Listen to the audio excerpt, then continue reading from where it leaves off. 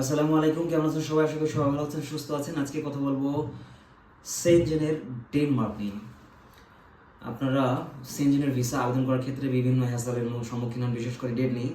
যেমন ধরুন, আপনি আবেদন করছেন কি বলে যে জার্মানি অথবা ইটালি, অথবা ধরুন হচ্ছে কি বলে ফ্রান্স। এগুলো কিন্তু ডেটের জন্য ঝামেলা, বা সুইজারল্যান্ড, এগুলো কিন্তু ডেটের জন্য খুবই মারাত্মক ঝামেলা বা মারাত্মক প্যারা নিতে হয়। সো ডেট নিয়ে যদি ঝামেলা আপনারা না নিতে চান, সেক্ষেত্রে স্পেন অথবা ডেনমার্কের জন্য আবেদন করতে পারেন।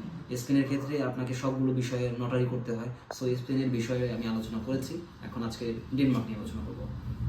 ডেনমার্কে বর্তমানে কোনো ডেট লাগছে না, তো সেক্ষেত্রে আসলে ডেনমার্ক কয়েকটা দেশ নিজের রিপ্রেজেন্টেটিভ হিসাবে কয়েকটা দেশের কিন্তু ভিসা প্রসেসিং বা ভিসার ডকুমেন্টসগুলো জমা নেয়। তো আজকে আমি মূলত ডেনমার্ক নিয়ে আলোচনা করব।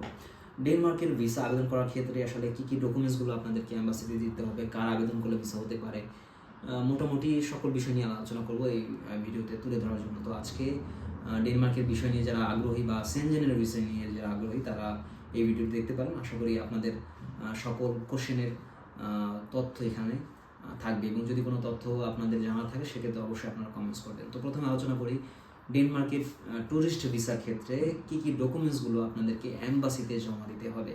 ডেনমার্কের ট্যুরিস্ট ভিসা আবেদন করার ক্ষেত্রে আপনাদের যে যে ডকুমেন্টসগুলো দিতে হবে, তার মধ্যে অন্যতম হচ্ছে আপনার পাসপোর্ট। আর এই পাসপোর্টের মেয়াদ মিনিমাম 6 মাস থাকতে হবে, 2 পেজ খালি থাকতে হবে। পাশাপাশি যেহেতু আপনার সেনজেন কান্ট্রি, একটা ফ্রেশ পাসপোর্ট দেওয়ার থেকে আপনার যদি ভিসা পেতে হয়, সেক্ষেত্রে অবশ্যই 5 থেকে 6টা দেশ ট্রাভেল করে আসতে হবে।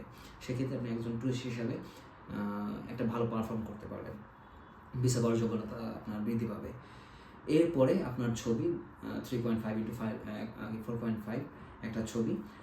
এরপরে হচ্ছে আপনার ব্যাংক স্টেটমেন্ট এবং ব্যাংক সলভেন্সি সার্টিফিকেট। ব্যাংক স্টেটমেন্টের 6 মাসের ট্রানজ্যাকশন থাকতে হবে। ব্যালেন্সটা একজন পার্সন যদি দাঁড়ান, একা যদি দাঁড়ান, সেক্ষেত্রে অবশ্যই 7 থেকে 8 লাখ টাকা থাকতে হবে। আর যদি ফ্যামিলি দাঁড়ান, সেক্ষেত্রে 6 দিয়ে গুণ দিতে হবে, যে কজন পার্সন আপনি দাঁড়াবেন, 6 লাখ। ঠিক আছে। এরপরে মূলত হচ্ছে যে আপনার যদি ধরুন একজন চাকরিজীবী, ব্যাংক স্টেটমেন্ট এবং ব্যাংক সলভেন্সি সার্টিফিকেট গেল, এটা সবার জন্য। এবং ধরুন এখন আপনি যদি চাকরিজীবী হন, আপনার প্রফেশনাল ডকুমেন্টস, আপনি যদি চাকরিজীবী হন, তাহলে আপনার NOC letter, visiting card, office ID card, এগুলো দিতে হবে। পাশাপাশি আপনি স্যালারি সার্টিফিকেট। এরপরে হচ্ছে আপনার ট্যাক্স।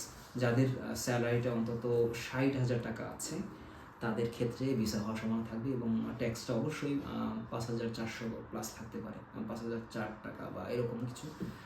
ওই স্যালারি অনুযায়ী যেটা হয়, সেই অনুপাতে আপনাকে কিন্তু ট্যাক্সটা দিতে হবে লাস্ট 3 বছরের। এরপরে যারা কি বলে ব্যবসায়ী, এখানে একটা বিষয় আমি একটু বলে রাখি, একটু স্কিপ করেছি। যারা ধরুন চাকরিজীবী, তাদের স্যালারি অ্যাকাউন্টে দিতে পারেন। স্যালারি অ্যাকাউন্ট দিলে সবচেয়ে ভালো হয়।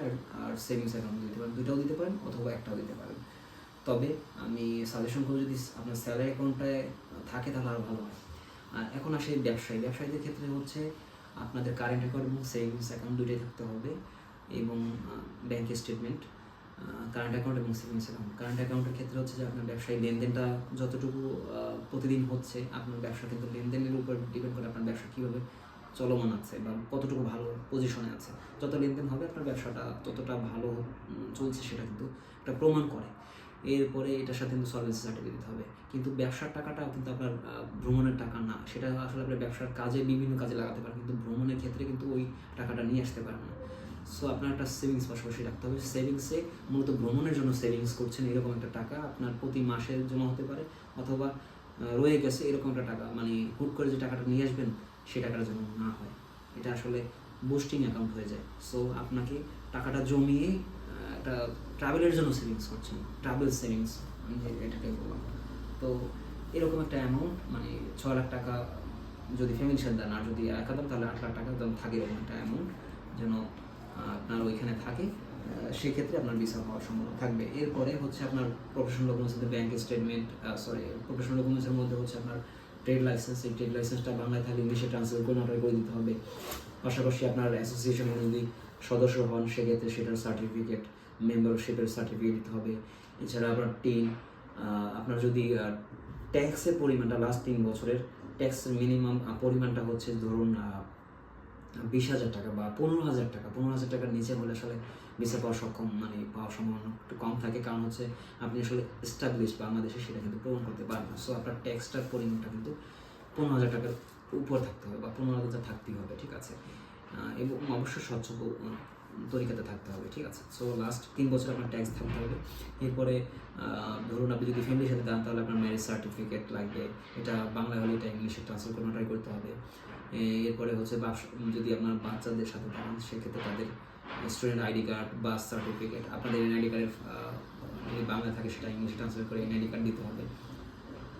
এর পাশাপাশি যদি আপনার ব্যবসায়ী শেয়ার ব্যবসায়ী হন বা একসাথে যদি আপনারা একাধিক ব্যক্তি আপনার মানে লিমিটেড কোম্পানি হন বা একই সাথে ব্যবসা করেন সেক্ষেত্রে মেমোরেন্ডাম দিতে হবে।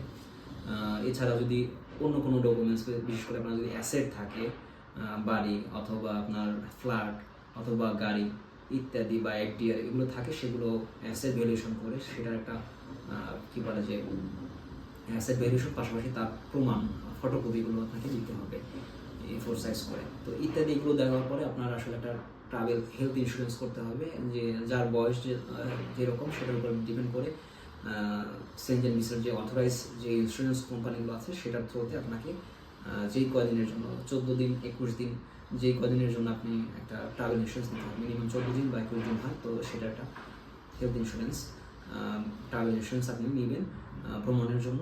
তো এই হলো মোটামুটি বিষয়। যারা আর অন্যান্য কোনো প্রফেশনে আপনারা জব করেন অথবা কী বলে যে অন্য কোনো তথ্য জানার থাকলে সেক্ষেত্রে অবশ্যই কমেন্টস করবেন। আর আমাদের থ্রুতে যদি আপনারা এই প্রসেসটা করেন, আমরা আপনাদের চেষ্টা করব এই সঠিক ডকুমেন্টসগুলো আপনাদেরকে কালেক্ট করার জন্য এবং সঠিক তরিকাতে অ্যাপ্লাই করে মানে প্রসেসটা করে দেন আপনাদেরকে অ্যাম্বাসিতে পাঠাতে।